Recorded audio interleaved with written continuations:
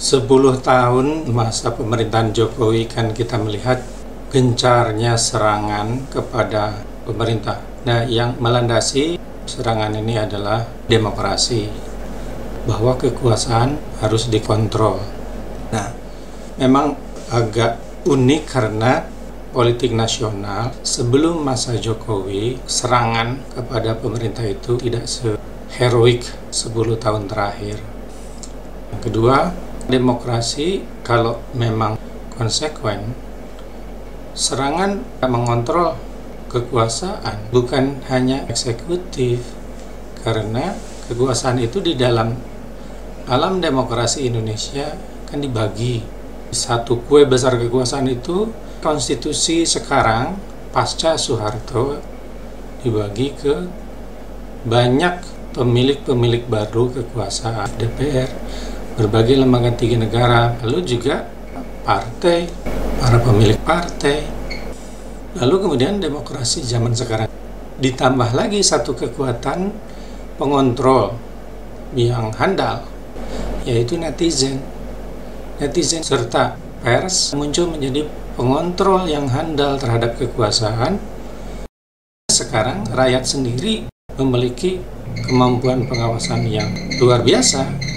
Zaman medsos ini membuat pengawasan terhadap kekuasaan itu juga gigih dilakukan media sosial. Abad medsos, pengontrol kekuasaan juga termasuk di dalamnya rakyat langsung, netizen. Ini fenomena baru di dalam tatanan demokrasi zaman modern sekarang, bahwa struktur demokrasi kita sekarang sudah lebih menggembirakan sejak reformasi, karena model zaman Soeharto sudah kita tinggalkan, kita sekarang ke model demokrasi yang lebih mirip nenek moyangnya di Eropa sana. Kedua, faktor netizen, faktor medsos yang juga menambah kekuatan pengawasan terhadap kekuasaan. Lalu berikutnya, saya teringat Fahri Hamzah melihat politik Indonesia kontemporer. Dia memberikan pilihan, kita itu mau pakai gaya barat dalam mengejar tujuan nasional, atau mau sekalian gaya China.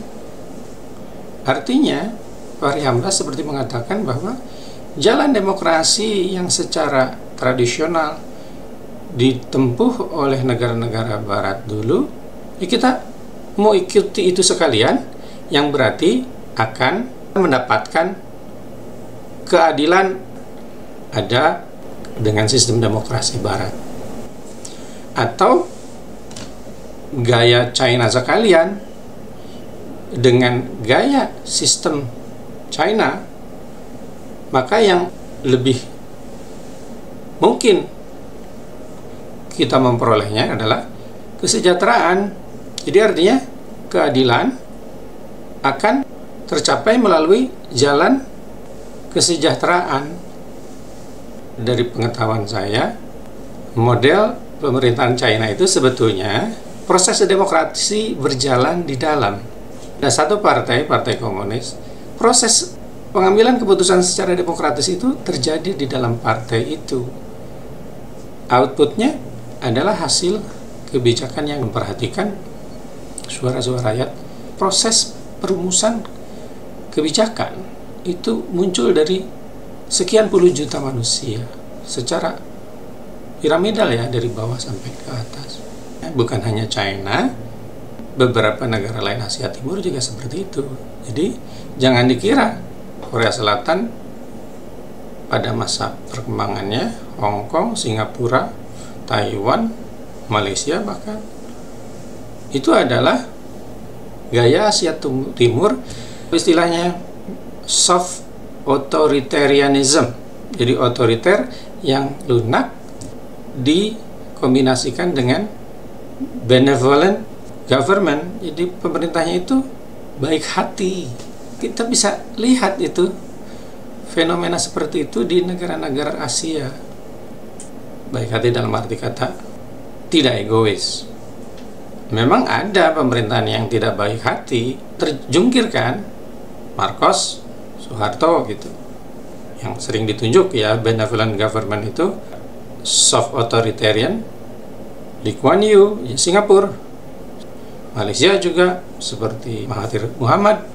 Ya sekarang mungkin para pemimpin Tiongkok, Chalmers Johnson menjelaskan tentang East Asian Miracle, keajaiban ekonomi pertumbuhan yang terjadi di Asia Timur, bahwa model Asia dalam bergerak ke depan menuju peradaban maju adalah cara yang berbeda dengan Eropa Amerika yang mendewakan demokrasi. Nah, kita sekarang beruntung berada di era demokrasi yang mirip model mbahnya Eropa Amerika, tinggal menambah elemen soft authoritarian model Asia Timurnya gitu loh, yaitu pemerintahan strong, kuat, efektif.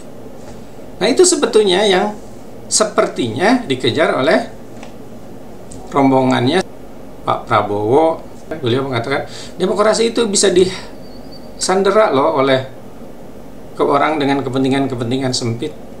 Demokrasi yang benar itu adalah kalau sepanjang mengabdi kepada kepentingan rakyat. Sebetulnya ucapan Pak Prabowo mirip dengan Fahri Hamzah dan Plato, filosof Yunani kuno. Plato tidak suka pada demokrasi. Kita tahu. Jadi para proponen demokrasi yang katakanlah ingin absolut, kita tahu siapa saja kan orang-orangnya kan, yang talk show di TV itu sangat menomorsatukan adanya oposisi, hujatan atau kritik pada pemerintah. Kalau referensi kita pada Plato, demokrasi itu bukan model ideal. Demokrasi itu bisa di-hijack untuk kepentingan sempit pribadi-pribadi. Siapa yang menguatkan Plato? Pancasila. Sila 4, kerahyatannya itu yang dipimpin oleh hikmat kebijaksanaan. Para pakar politik yang di talk show itu menghujat penguasa. Sila 4 Pancasila. Udah paham itu. Kan persis apa yang dikatakan para filosof masa lalu, bahwa demokrasi itu tidak ideal, bisa disalahgunakan. Demokrasi itu hanya alat. Jangan sampai kita lupa diri mendewakan alat. Kita mendewa-dewakan alat.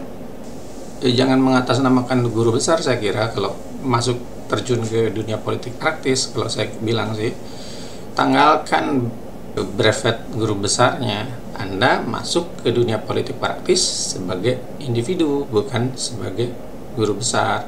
Karena guru besar itu tugasnya adalah menomorsatukan hasil riset.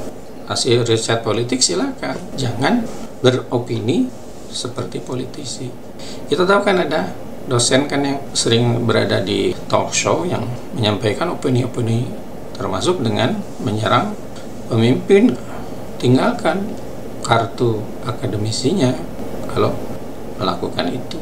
Balik lagi, demokrasi itu alat mencapai tujuan nasional. Tujuan nasional yang terpenting apa? Ada dua besar kepentingan negara: keselamatan, keamanan, ya, survival istilahnya. Coba baca Hans Morgenthau, keberlangsungan negara. Lalu kedua, kesejahteraan. Kesejahteraan. Kita hidup di dunia ini apa? Ya, untuk sejahtera. Kita pilih sistem pemerintahan demokrasi untuk apa? Untuk mengejar tujuan itu. Survival negara, keamanan, kesejahteraan. Jangan berhenti di demokrasi. Demokrasi itu dijadikan sebagai panglima. Bukan. Tujuan utama kita adalah bagaimana negara bergerak maju menuju kesejahteraan, aman. Sekali lagi, ucapan Presiden Prabowo begitu. Sila keempat Pancasila begitu. Demo-demo berisi hujatan dan arahnya sasarannya ke presiden doang, itu menjadi pertanyaan. Ini kita mau kehidupan bernegara seperti apa? Nah, balik lagi ke model Asia Timur itu soft authoritarian. Nah, sepanjang pemerintahan memenuhi kriteria benevolent government, biarkan saja. Karena mereka perlu stability, perlu support, perlu waktu dan daya untuk bergerak mengejar tujuan-tujuan negara. Satu lagi saya ingin ingatkan, pasal 27 ayat 1 Undang-Undang Dasar menyatakan tegas setiap individu wajib menjunjung tinggi hukum dan pemerintahan. Wajib menjunjung tinggi hukum dan pemerintahan. Nah, demo-demo yang menghujat, bukan kritik ya, demo atau medsos yang menghujat, pasal 27 memberikan kewajiban untuk menjunjung tinggi pemerintahan. Itu tadi dalam rangka lebih berdaya untuk mengejar tujuan-tujuan nasional.